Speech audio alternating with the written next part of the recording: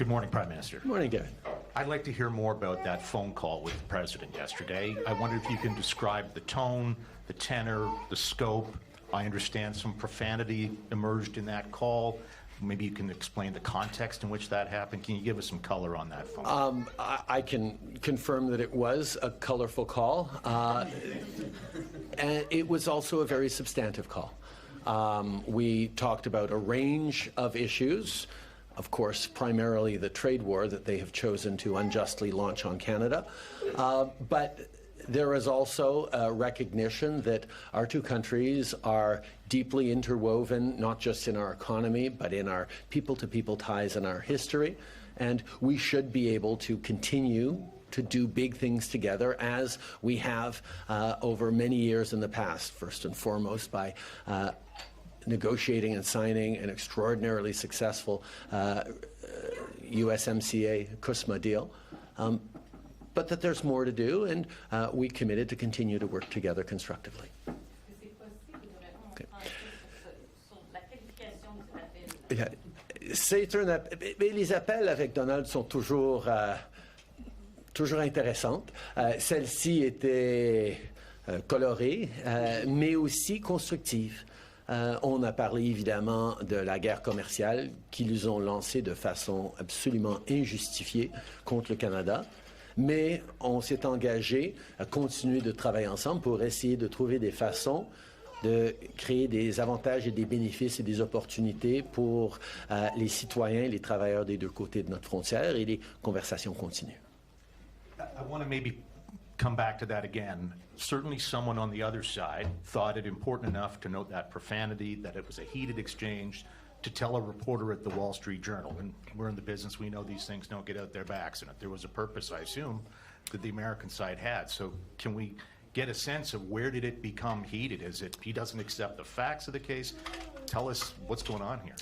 I'm not going to get into it in details, but there were different sections of the conversation in which different approaches and tones. But I've been having conversations and working with Donald for over 8 years now, and a lot of it is rolling with it. A lot of it is figuring out how to move forward constructively despite certain unpredictabilities that often come in, and remembering to stay steady no matter what. And that is the approach I've always taken: a firmness around standing up for Canadians, but an understanding that we can and should be working together to create benefits on both sides of the border, because that's how we benefit the most. Our two countries do best when we're working together, and that is what I will continue to advocate for. Next question. Good morning, Prime Minister. Ashley Burke, CBC News. After that call with the President yesterday, do you have any sense of what he's doing and if these tariffs can be dropped?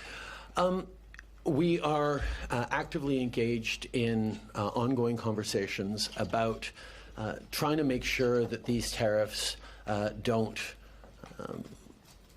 overly harm, certainly in the short term, certain sectors or indeed a vast range of Canadian and American workers. I'm not going to get into it too much because there are ongoing conversations and we don't yet have anything to officially announce. But I will say the focus we have right now is on reducing the impacts of the tariffs. I can confirm that we will continue to be in a trade war that was launched by the United States for the foreseeable future. So Canadians should continue to buy Canadian, continue to stand up for each other, but we are trying to reduce the areas and the impact that these tariffs that the Americans are bringing in will have on Canadian workers.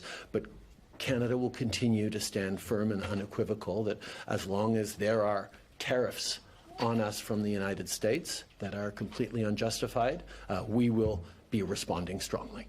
But there is more to say as these conversations continue.